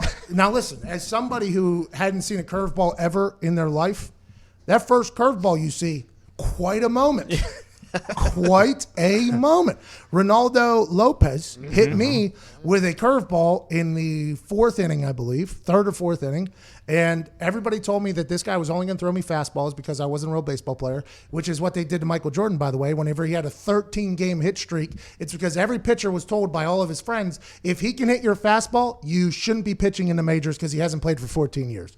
So they all start throwing him just gas because it's like kind of a code amongst baseball players. He gets a 13-game hit streak, and then they're all like, okay, let's get past the code. He can hit the fastball if we need him to. And then they start throwing that curve to him. Boy, my first time seeing that son bitch. I mean, that thing was coming at my face, and then it just disappeared. And it's like, well, I don't know how I'm not supposed to swing at that. And then obviously, I don't know how I'm ever supposed to make contact with that. And I never did, but he did. He ended up making contact. Had no idea that Tito Francona was his Me neither. coach either. That was awesome. That's pretty cool little tie back in there. Very cool. It's pretty cool. Pretty cool. I mean, Jordan's hitting schedule, too. They talked about it. He would hit in the morning, then he'd hit before the game, then he'd hit during the game, then he'd hit after the game. So, I mean, if you were doing that, you're probably hitting the breaking ball. This is what he did, by the way, at North Carolina his freshman year. Whenever he told Dean Smith and Roy Williams, he said, I'm going to be the hardest working guy you've ever seen. And they said by the end of this thing, he was the best basketball player in the nation, and baseball is going to be the same damn thing. Then they went on a strike and said no taxation without representation. They threw the T into the bay. They strike, tell baseball we ain't playing no more. Jordan's on a scab. He disappears. See you later. I'm going back to basketball, making a Space Jam movie. It's going to make $1 billion. And then I'm building my own gym across the street in Los Angeles, which is probably so much money to build with a gym. I'm going to transform my body back, and then we're going to win 3 more titles. Damn, what a life this guy's lived. Wild. That's why he can turn down $100 million offers. Yep. I don't want to do it. It's $100 million. I don't want to do it. It's $100 million. That was what? 1/8 of what Space Jam made? Do you remember that? I wasn't even in Space Jam. Space Jam, everybody that was making Space Jam thought Space Jam was to make that movie. Space Jam was created strictly so Michael Jordan could get back into basketball shit. He was going against aliens for a little bit during the day, and then all the NBA's greats were coming out and travel play against him at night. They don't even know. He was studying them, watching their film, and getting back into shape. I mean, Space Jam was strictly a training camp for Michael Jordan. We all viewed it as a great movie, which it was, by the way. Great movie. Oh, yeah. Great movie. Great movie. I don't know about top 5, but it's a great movie. But in real life, that thing was just there strictly to get him back into basketball shape after the baseball years took over. It was very intriguing. I thought last night that like when talking about his first retirement and then talking about his father's death and then talking about how he viewed his teammates and making them work, that was what he got most emotional about was talking about how he viewed him working and how the pressure he put on his teammates. That's the way I play the game. And if you don't want to play that way, don't play that way. Break. He was not going to let anybody catch him at his week. He said, listen, I know too many memes that come from this. Okay? The last time I cried on camera, it became a meme. Then at Kobe's funeral, he even mentioned it like, oh, they're going to meme me again. And then this was a chance to potentially meme a savage. Michael Jordan, if I've taken anything out of this, is a savage, this guy. Through and through, this man is a savage. It doesn't matter if it's throwing quarters, doesn't matter if it's on a golf course. If you accidentally, potentially, don't even say something about him, he's packing that away and he's going to attempt to kill you, just like he did to that LeBradford Scott from Washington, D.C. Nice game, Mike, or something like that. And it turns out the guy never said it. LeBradford Smith did everything he was supposed to do. He just had a good game, and then he was like, Mr. Jordan, have a good day. See you later. I've heard these stories. Michael Jordan said, nah, he said nice game to you. Imagine him looking at the mirror to himself like, yeah, nice game. Did he even say nice game? Yeah, he said it. And he even said, like, Mike. And then he scores 36 points in the first half. That dude is a savage through and through. And then when you catch him in those moments where he's off, you're going to get got. You just got to get yours more than you get got, though. But him talking about how this is how I play the game. If you don't like it, get the hell out of here. That alongside the quote of people saying, oh, you're a tyrant, blah, blah, blah. Well, that's coming from you, somebody who's never won anything. Like you can tell that he's built up, I don't want to say answers to these things, but I assume that he was sick of hearing about this stuff. I'm sick of hearing that I was too hard on people and everything like that, because I got a firsthand witness to watch Peyton do this, and it wasn't to the extent of he was like, "Where your mouth at now, ho?" Like I don't think Peyton Manning was saying that to anybody, but Peyton Manning's expectations of everybody was very high. I would assume it's the same from Tom Brady, even though he's known as a good team guy. I would assume that if you're not carrying your weight, he's going to call you out for it. I assume that the same thing was for Wayne Gretzky. Like I assume those guys and girls that are at the upper echelon of everything, they expect their teammates to be better, because it's like, hey, we're not wasting my years that I have at top because you refuse to work as hard as I do. And to be honest, if I didn't watch Peyton Manning made me a better ball kicker, which makes no sense. Just strictly by watching him work. Michael Jordan was trying to do the same exact thing, did the same exact thing, and that's why he's the greatest competitor of all time. You got to respect it. You got to appreciate it. Well, and how much did he raise, like, all of those guys that he played with, their quality of life, how much money they made? Like, if he's not there, like, you know, I mean, they're not doing this interview. All the people that are saying that at the time probably hated him, all look back now and they have pictures of themselves during parades or getting drunk and celebrating being on top of the world, or maybe Paxson shining up his rings in his Chicago Bulls theater, and they're like, yeah, worth it. Completely worth it. Just like how people talk about the Patriots with Bill Belichick. The Patriot way is not a fun way, right? But you know what's fun? Kicking their ass. That's what Rich Rodriguez used to say to us in college. Our life was miserable. It was absolutely miserable. And he made it harder every single day. And it looked like you were having fun. He made it worse. But then he always said, you know what's fun? Kicking somebody's ass. And I feel like that is those all uber competitive humans all have that same mindset. And if you don't have that same mindset, probably not going to fit in very well around those people, because all you need is one person to bring you down. Because the strength of the pack lies in its weakest wolf. Got to get to a break. We got Michael Lombardi on the other side, former general manager in the NFL, former Bill Belichick person. I think he just did everything up there. So I don't know what the title in. But Stephen Jones this weekend on Pro Football Talk PM with Mike Florio said that there's all these analytics and stats and data that tell you when a quarterback eats up a certain percentage of the salary cap, your team stinks. What was he saying there about potentially paying Dak Prescott? Andy. Is that a little bit of leverage? A little bit of hey, Dak, we've been doing analytics, pal. You see Jerry on the yacht? Don't let it fool you. We've been looking at the damn numbers. If I'm Dak, I signed that franchise tag 4 weeks ago. But Dak obviously has a business plan as well. And these two are going to run into each other. Is Andy Dalton, Ginger Tarzan their guy because he's cheap? Well, that's Michael Lombardi. He thought Jordan Love draft pick was good whenever it first happened. I read him the riot act for that. Then he said he watched the rest of the draft and it was a bad decision. So he's back on good terms with me. I love Michael Lombardi. Can't wait to chat with him. He's on the other side. This is the Pat McAfee Show, Monday, May 11th.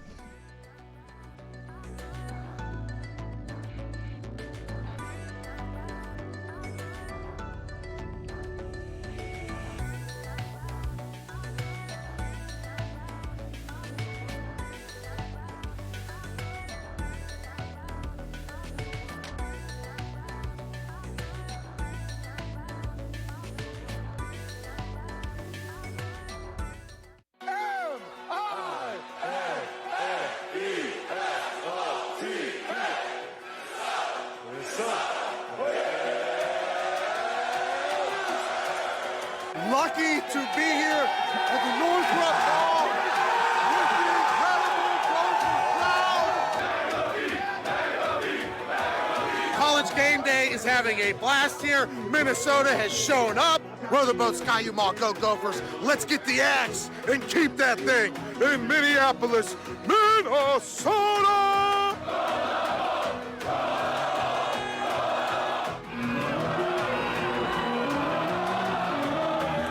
Place is about to lose their minds. Ladies and gentlemen, watch a man maestro a crowd like Coach Lee Corso. Give it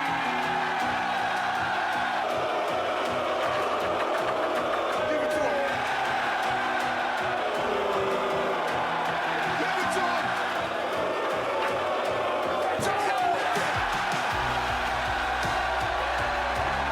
Watch, now he'll say to me, works every time, what? Every time.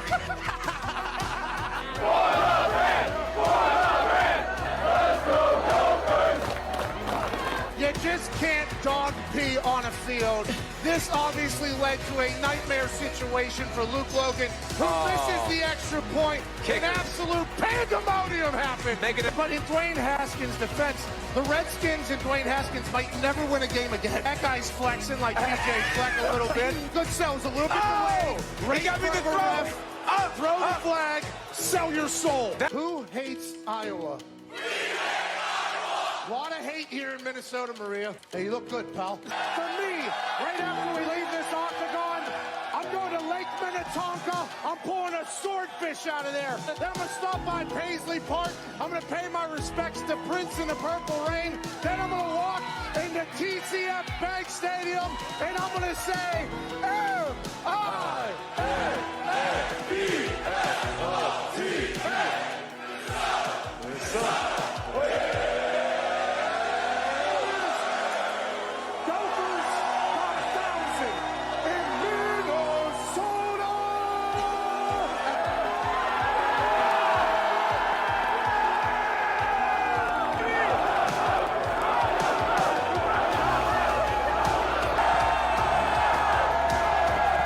That's pretty awesome, huh?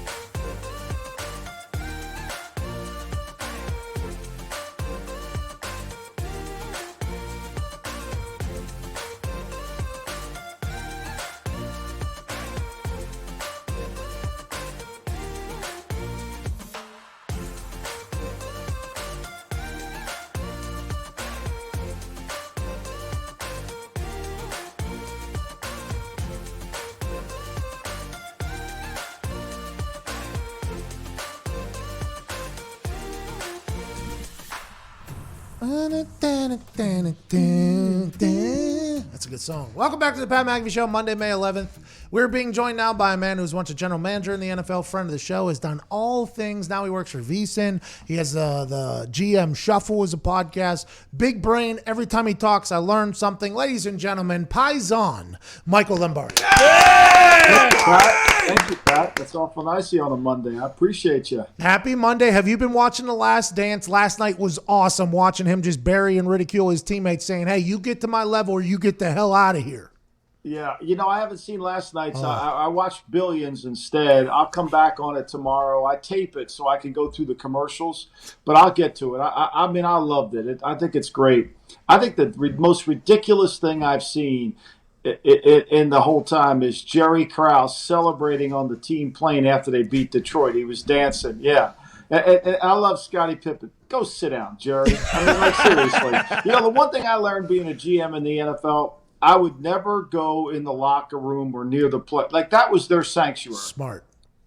You can't go in there, especially for the guy that controls their money, right? Because they're not going to like you no matter what happens, right? So, to me, he looked like a huge fat fan doing that. Oh, a BFS. We call those big fat stooges around here. But, yeah, you're 100% right. Krause has been the BFS of that entire thing. But watching the insides of them be competitive, ultra, by the way, I'm picking up holding cigars now because I feel like it makes me a little bit more like Jordan. I'm getting right to the top. Let's talk about football, a thing that you know very well, including contracts, controlling money, which you just referenced. Stephen Jones this weekend on Pro Football Talk PM made a quote basically about the analytics and the data that says if a quarterback takes up too big of a salary cap percentage, that decreases your chances to win, which I've been on this kick for a long time. Whenever you saw Russell Wilson have success with the Legion of Boom, he was on a rookie contract. They were able to build up around him, have a lot of success. The Rams, whenever Jared Goff was on his rookie contract, they were able to build up around him, have a lot of success. The Colts, whenever we had luck, could have built up around him, had a lot of success. I thought that the model was going to be young quarterback, build the team up around them. Then whenever it's time for him to get re-upped or made man, can he win the games all by himself? If he can, let's pay him. If he can't, let's go with a younger model. Do you think Stephen Jones is buying into that? And is that potentially what the future of the NFL is going to look like? You know, I think Steven can get himself out of most problems with his cash flow. So I think they're a unique situation. But I think where they gain a huge advantage is they draft really well. I mean, they have a really good player personnel department. I think the examples, look, everybody talks about Russell Wilson on a light contract, but that draft that John Snyder had the first time he was in Seattle gets Cam Chancellor in the fifth round. All of a sudden he gets, Richard Sherman in the fifth. He gets a bunch of really good players in one single draft. And I think that's what you have to have. You've got to be able to draft really well.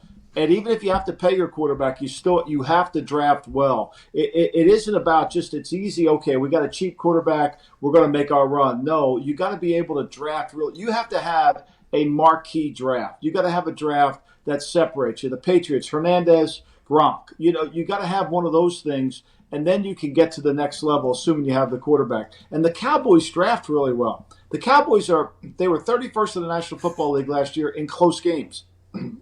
Those are games decided by 7 points or less. They couldn't win those games. They had the worst special teams in all of football. Everybody gives Dak so much crap, but if they fix those two areas, they'll be much better. The other thing they did that I thought was really smart, signing Andy Dalton, and all this nonsense from Des Bryant and everybody saying that's a slap at Dak. That's the most ridiculous thing I've ever heard in my entire life, okay? Donovan McNabb saying it's disrespectful. No, they just went into Philly last year. If you remember, Dak had a bad shoulder. And he got injected before the game. He got injected at halftime. They lost the game, right? Right? Yeah. They lost that game because they weren't going to put Cooper Rush in the game. They couldn't do that. That was a guaranteed loss. Had they had an Andy Dalton, maybe they would have played Andy Dalton that week and tried to beat the Eagles with their backup quarterback. This was not a slap at Dak Prescott. They're going to pay Dak Prescott ridiculous money. They're going to pay him ridiculous money. That signing of Dalton was to protect themselves as a Super Bowl contending team, to have a ability, if they lose Dak for a game or two, they can play. I think having a quality backup is something that I don't want to say a necessity in the NFL, but it gives you a lot more, ease to sleep at night, knowing that if your guy that you're banking on goes down for a couple weeks, look, Matt Moore, I don't want to say the guy is a stud quarterback, but last year, whenever Patrick Mahomes goes down, Matt Moore comes in, a veteran quarterback, was able to get them some wins. Same thing with Teddy Bridgewater for the Saints. It feels like these teams that have a pretty solid backup quarterback, especially if you can get them at a good rate. $3 million for Andy Dalton, I feel like is a good rate. It can go up to a 7. I don't think that changes anything with Dak, but I do believe them talking like that, Stephen Jones saying that type of stuff, is that them setting up leverage here in their negotiation with Dak even more, or why is he even saying that, you think? Well, I think what he's trying to do is when this comes out that they're going to make Dak the highest paid player in football, he's trying to protect himself against the now they've ruined their chances of winning because they gave all this money to Dak. Okay. I think that's what he's setting himself up. The problem between Dak and the Cowboys is not over money, it's over the length. Dak wants 4 years. He wants another taste of the apple. The Cowboys want 5. Eventually, Jerry will get it done because Jerry, as I've said before, could talk a cat off the top of a fish truck. So eventually, he's going to get it done. The reality here is I think that every move they've made is to protect themselves because they got a really good football team. And when you look at the Eagles' schedule compared to the Cowboys' schedule, that Eagles' schedule has cluster of games that are really hard. October and December. Clusters where you're playing 3 or 4 teams in a row that are hard to play. The Cowboys don't quite have that as much. So, for the betting public that listens to this show, I love the Cowboys on the over. I love the Eagles on the under. Okay, so thank you for that, FanDuel. I'll be able to hammer that right after this show. I lost a lot of money this week on the UFC. Bet all the underdogs, only a couple showed up for me. But let's go back to what you were talking about, the draft, because you said a name there. that made my eyes light up, obviously. Aaron Hernandez, could you fathom if that man could have figured out a way not to kill people, how good the Patriots would have been with him and Gronk? He was better than Gronk, right? I mean, isn't that kind of the sentiment? Pat, in all my years in scouting, I think when I would watch Hernandez play, his lateral quickness in and out of his cuts was rare. Now, I'm not talking about great. I'm talking about rare. I mean, that when he put his foot in the ground and separated from the defender, it was a burst unlike anything it was a Barry Sanders' burst. And I mean, that's a high comp. This kid, now, he wasn't for the tough guy that he pretended he was in court. He wasn't really he wasn't really going to block. He would try, but his hands were elite. His quickness was elite. Now, he didn't run a great 40 time, but it didn't matter because he could separate from everybody. I agree. See, what they could do with Hernandez and Gronk is they could line up in 12, one back, two tight ends, and be in any formation they wanted to be. They could take Gronk and Hernandez and spread them out. Now they're in 10. They could keep Gronk in the game, spread Hernandez out. Now they're in 11. You know, and as a defensive coordinator, you had to make adjustments, but you had to substitute. They didn't. And that's the key to football. It's the same thing with the Bulls. One of the things when you watch this Last Dance, the Bulls didn't really have to substitute to create matchup problems for their opponent. They could just shift players from 3 to 4. Pippen, you go 1. Jordan, you play 3. And all of a sudden now the opponent had to change what he was doing. That's the essence of greatness right there. Well, and they say that's why Taysom Hill is such a weapon too, because the defense doesn't know exactly where the hell he's going to line up. So they have no idea if it's 12 or if he's playing quarterback. They have no idea, which is the deception of the whole thing. Can I get back to Aaron Hernandez for just another second though? Because I do have, did you guys, now that I've just learned that you were part of the scouting of him, was there any heads up that he's potentially a stone cold serial killer?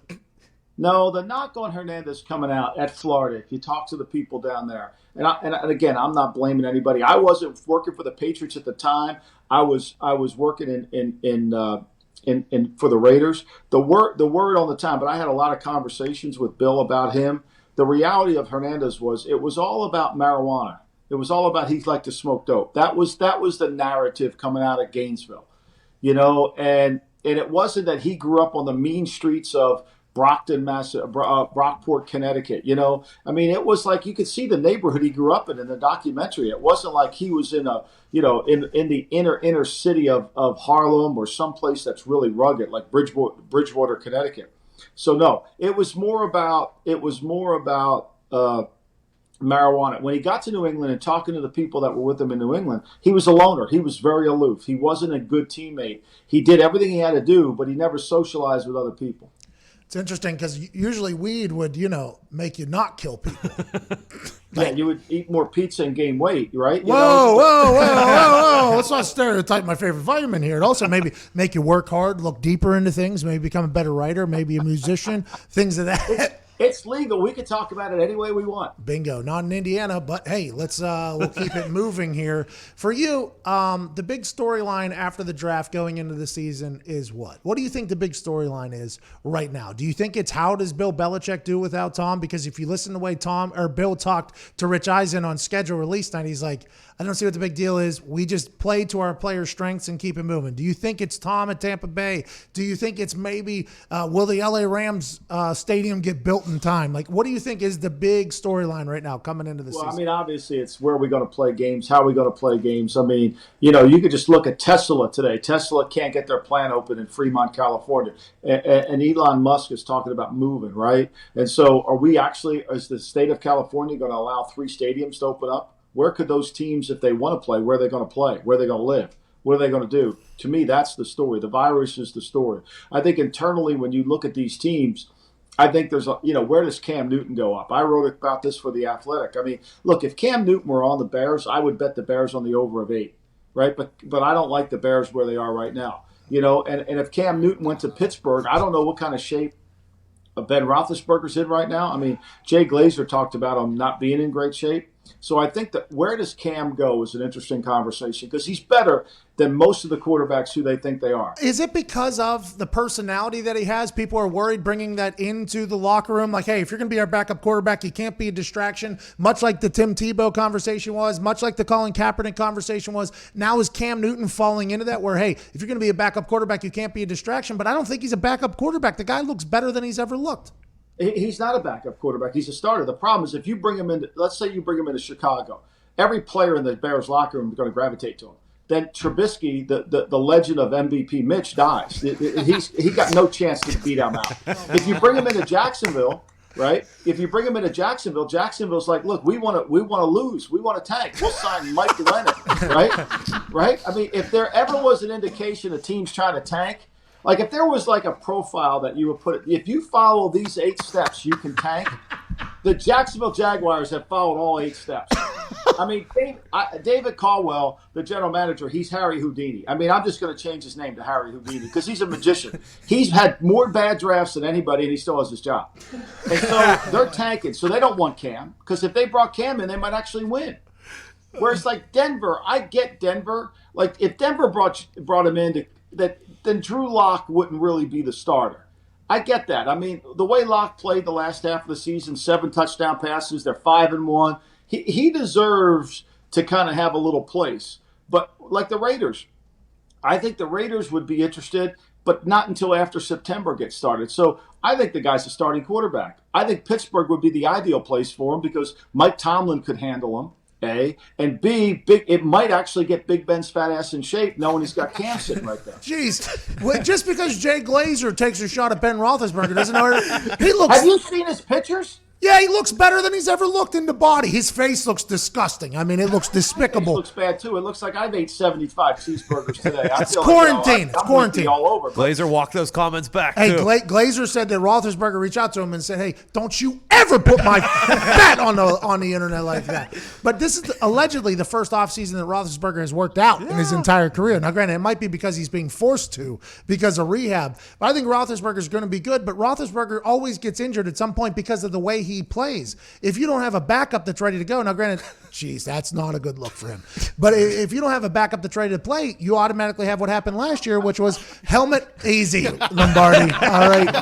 What happens like last year, you get a quarterback that got his helmet ripped off, then hit in the head with it. I mean, I just feel like Cam Newton to the Steelers is a good spot. But from what I've been hearing and what we have been told is they want Roethlisberger to feel very comfortable going into the season, letting it's 100% his team. There's no other distractions and stuff like that. We'll be intrigued to see what happens with Cam. Mr. Lombardi, are the Bills one of those teams where if he goes there, he is the better quarterback, but they just don't want to do that because Josh Allen's young? Yeah, I think so. I mean, look, Josh Allen's career is on the line. I mean, if the Bills don't win this year, it's going to be because of Josh Allen. They got a good team. They're good on defense. They're good in the kicking game. They've got a really good football team. They've improved. And if Josh Allen, now they had the 24th easiest schedule last year. So, they're going to upgrade their level of play. That's going to be challenging. And if this kid doesn't make deep throws, I've said this before on your show, he's 7 for 51 on throws over 30 yards. Woo! He's 21 for 76 on throws between 20 and 30. The guy can't hit anybody down the field. I mean, what am I? Again, he's like MVP Mitch. If he went to the county fair, he ain't winning any stuffed animals. So, that's the problem. And if Josh Allen doesn't do that, I think that's the Bills. The Bills are going to regret passing Lamar Jackson for Josh Allen. Lombardi, it has been said by basically every quarterback that has been worth a damn in this league that accuracy is the number one trait that you need for a quarterback. Yes, it'd be great if he's tall and can throw the ball forever and he's athletic, but accuracy is the number one trait for sustained success in the NFL as a quarterback. Is that something you can learn and work on, or is it just like you either got it or you don't? I mean, it's like playing darts. Like, you can't get better at playing darts, right? You either have eye-hand coordination to hit the target or you don't. And I mean, you can practice shooting free throws and all that stuff, but it's required. I mean, that was my biggest problem with Josh Allen coming out in the draft. See, when you watch Lamar Jackson play, yeah, he wasn't perfectly accurate, but on deep throws, he was really good. If you watch Louisville play the year he won the Heisman, he was very good on deep balls down the field. So what you're saying about that is you're saying, okay, here you go. We're going to hit a couple home runs with this guy. I mean, think about the play when you were in Indianapolis, when you're playing Baltimore on the road in that playoff game, it's 3rd and 8, and Peyton hits that throw to Clark, to Dallas Clark. Yeah. And the window was a pee hole. It was that small, right? Yeah. And he got the ball right there. First down, we win the game. He doesn't make a good throw there, you might not win that game. That's accuracy. You got to have that. That's why I don't think Josh Allen or MVP Mitch are ever going to be good players, because they don't have that trait. They don't have that ability. Okay, last question before we let you go. I appreciate every time you come on here. I feel like I get smarter in the football world. Let's talk about Bill Belichick and that interview he had with Rich Eisen, schedule release night. Rich Eisen and Bill Belichick are an Emmy-nominated duo. Okay, Those two are an Emmy-nominated duo. I think Bill has opened up more to him than anybody else in the history of the thing. So whenever Rich asked him about Jared Stidham being the quarterback going forward, and Bill obviously dances around and he says, well, he likes all 4 quarterbacks in there, including Lamar, and I believe a guy named Pat is in there. Jamar Smith and Brian Lewerke. Jamar, yeah, there we go. His name wasn't Pat, but all 4 quarterbacks in there. And then he even said, you never know what's going to happen down the road. What does that mean? Is he going to sign another quarterback? Does he legitimately not know who's going to be a starting quarterback? Or is he just not saying anything so that nobody knows anything? I think that's right. I don't think he's going to say anything. I think he's going to try to give Jarrett Stidham every opportunity. But I think once this pandemic, we can actually start to travel, I do think they will have an interest in Cam Newton. They should, right? They should have an interest in Cam Newton, because one of Belichick's greatest strengths are, I'm going to buy low, sell high, right? I'm going to buy low, sell high. Cam Newton is the ultimate Warren Buffett investment. Buy him right now. He's at a very low value. He's got MVP qualities within him. So, but the problem with the Patriots are, what no one seems to really want to talk about, is they've got over $25 million of dead cap money because of Antonio Brown, because of Tom Brady, because of Steven Gostkowski. They've got a lot of dead money, so they're really tight on the cap. And until they do Joe Tooney's contract or redo it, they're really going to have a problem signing anybody. So you're the first person, by the way, who has any ties to the Patriots saying that there's a chance they look into Cam Newton. I wrote about it on Friday in the athletic column. I think there's a chance. No, you got to write about that on Monday. Hey, Friday, nobody reads a damn thing. Friday, ain't nobody see. You got to write about that on Monday, Mike, so we can talk about it all week. I apologize. I'll get better. I'll try to get better. I apologize. Would they be better? Cam Newton goes to the Patriots. Are they a force? And if they figure out the contract, figure out the money somehow, I don't know how they would. And he's healthy. Yes. And he's healthy. They'll do exactly what Cam does really well. Then they're real. Look, this is a guy who's averaged 100 rushes in other than just 2 seasons. One, he was hurt, and I think 3 years ago. He throws it down the field. He can run for first downs. He can make big plays. He's tough to defend. People say, well, he won't fit with the Patriots way. I think he will. I think the guy's a really good player. Me too. People say, well, he's not a starter. Are you kidding me? He's not a starter, and everybody thinks Andy Dalton is. Or whoa! I'm against Andy Dalton. Seriously. Ladies and gentlemen, he has 3 Super Bowl rings, a wealth of knowledge. You can read him at The Athletic. You can listen to him at the GM Shuffle and the Lombardi Line on VSiN Radio. Ladies and gentlemen, Michael Lombardi. Thanks, guys. I appreciate this. You're the best. Hey, let's not put your best article out on Friday on the internet. That's when they posted. I submitted it on Thursday. Look, I don't know. What do? I write it and I give it to them. Whatever they do with it, they do with it. That was the most. I can't control. It's nothing I can control. That was the most Italian thing I've ever heard.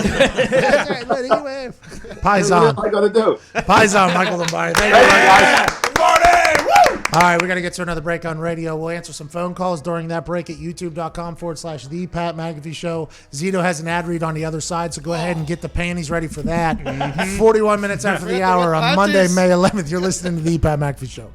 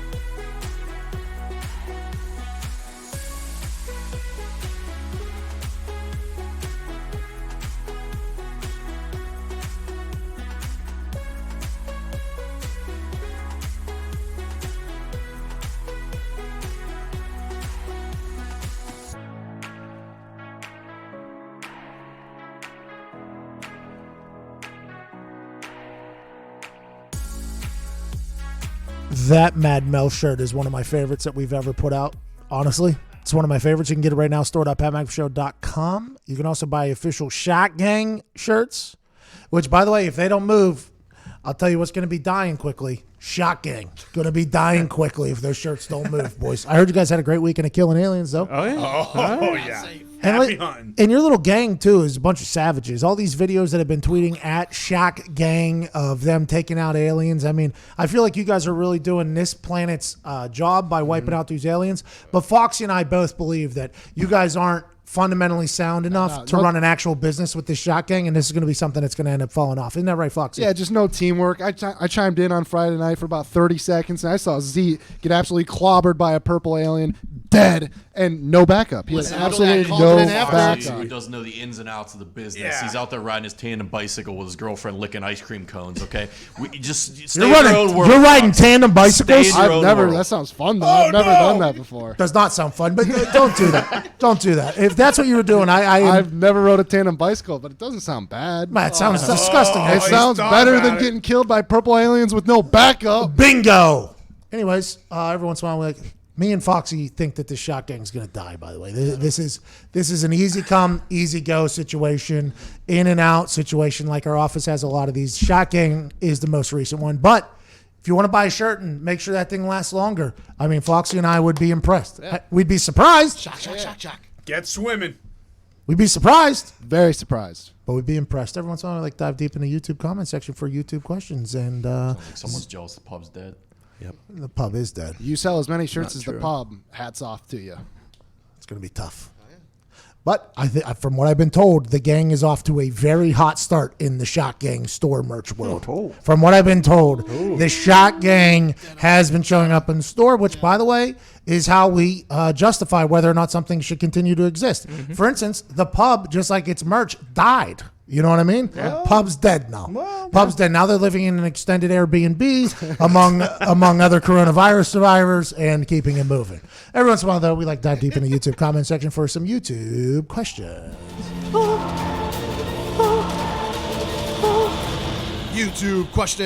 That's right, Zito. What do we got today, pal? Coming from Momentum 33 Plays. Did Santa fall off Roethlisberger's house and he put on the coat? By the way, the clause is the clause. Yes, people forget. He does appear, if you look at that photo that you put up, which is, now granted, Ben Roethlisberger has blocked me on Twitter, so he doesn't even know that this exists. The fact that he said, yeah, fuck it, I'll put the video out looking like this, makes me feel like Ben Roethlisberger is more back than he's ever been ever. He didn't even think about, this is, by the way, to tell people to be clean, to be hygienic. This is the video, this is the choice that he said, hey, we're in this together, let's stay home, let's wash our hands, let's keep it moving. The fact that Ben Roethlisberger does not care how he looks in this video, I think is more telling than anything. I think Ben Roethlisberger is primed for a big-time comeback, and the fact he told Jay Glazer to eat shit for Jay Glazer taking shots at his fitness level makes me feel like maybe Savage Ben is coming back. I think old Seven is trying to get to 7 in Pittsburgh. Will he be able to stay healthy after Tommy John surgery? Will he be Rookie of the Year, or will he have to do the floater at the end of the season? We shall see. TBD. That was another edition of YouTube Questions. YouTube question. Attaboy. Z, you have to do an ad read whenever we get back on the other side of this radio. Yep. How do you feel you're going to do this time? 9 out of 10. 9 out of 10. Ooh, yeah. So 90% right. Yes. Shocking. We got 10 seconds. Just like the Shot Gang is going to die, I feel like you're 9 out of 10, potentially dead too. 3, 2, 1. Thank you, Don.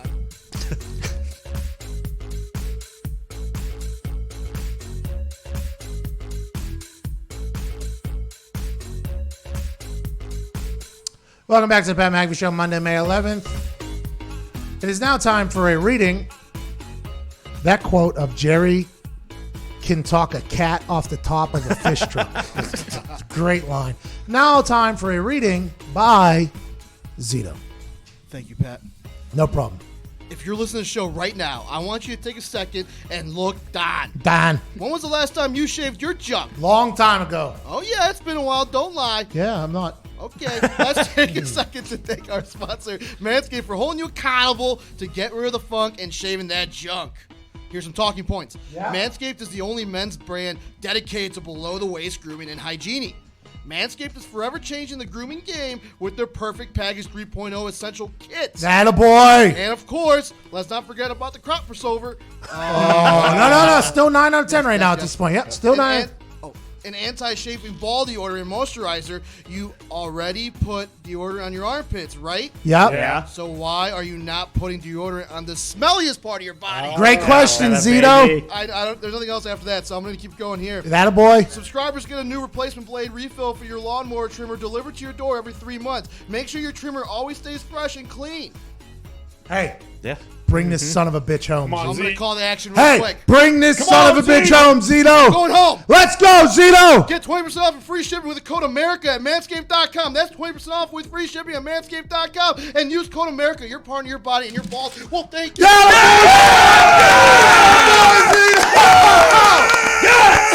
not a 10. That was a 9.9 out of 10. Oh, You just had one word wrong in there? Oh, yeah, I don't know what the word was. I was back. Who cares? Yeah. I've done worse than that. Ty's done worse. Ty got accepted to Harvard. He's done worse than that. Zito goes from illiteracy to literate stooge over 1 weekend of shocking savageness. Yes, you miss 100% of shots you don't take. That's right. Shoot for the moon. You miss, you land among the stars. Ooh. Ball in. Shot call. Where your mouth at now, ho?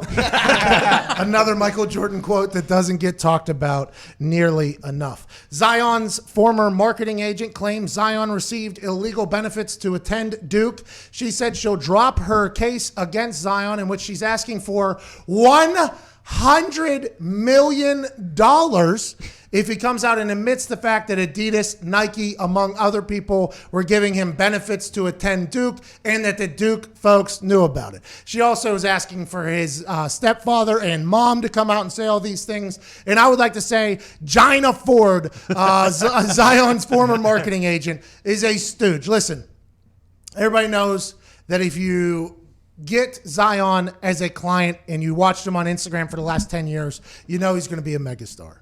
And if you can get the client but can't keep the client, that's business, baby. That's on you. You can't be out here being upset because Zion decided to go somewhere else and now you're trying to burn the entire collegiate basketball system down. Now, granted, I understand why you would, because when you see Zion sign with Nike for hundreds and hundreds of millions of dollars, and you look at Michael Jordan being able to turn down hundreds and hundreds of millions of dollars, and you view Zion as the next LeBron, the next guy, and that's probably why you sign him to begin with. But if you lose a client, that's on you. That's not on Zion. Now you're suing him for future damages and future losses. That's not how it works, Gina. You just need to get over it. Now, what I will say about Gina, as she was probably the person setting up the deals from Adidas or Nike to get him to go to a college, and she was probably the one talking to the independent third-party person that was alleging to give him cash to go to college, I would assume that Gina knows very much the ins and outs of the entire college basketball thing. And I think what this will potentially lead to is them studying this happening.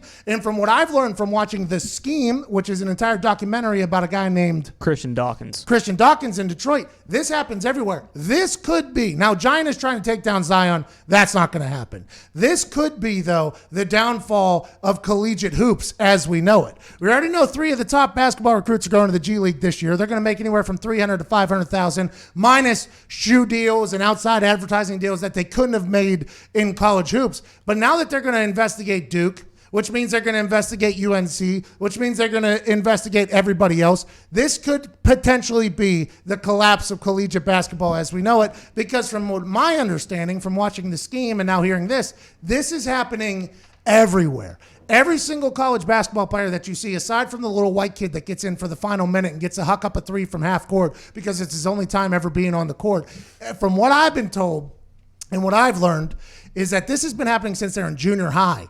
Marketing and agents get around them in their junior high at these AAU tournaments. They start working deals to get them to colleges because it's all revolves around the shoe deals, which are inevitably going to happen after they're out of college and then make it to the NBA. I think this might be something that the NCAA hopes disappears. This is something that Duke definitely hopes disappears. And if I'm Zion, I'm very thankful I'm no longer with Gina and leave her in the rearview mirror. She's got blood on her hands too. Yes. You know, I don't know why she's trying to act like she's all squeaky clean. Hey, lady, you lost out on your for show money.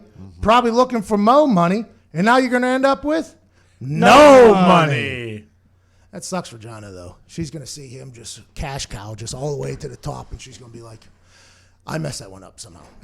Now, granted, in the agency game, there's a lot of poaching, as there should be. Yeah. If somebody wants to do business for you and with you, they should be allowed to come and get you. That's just the way it goes.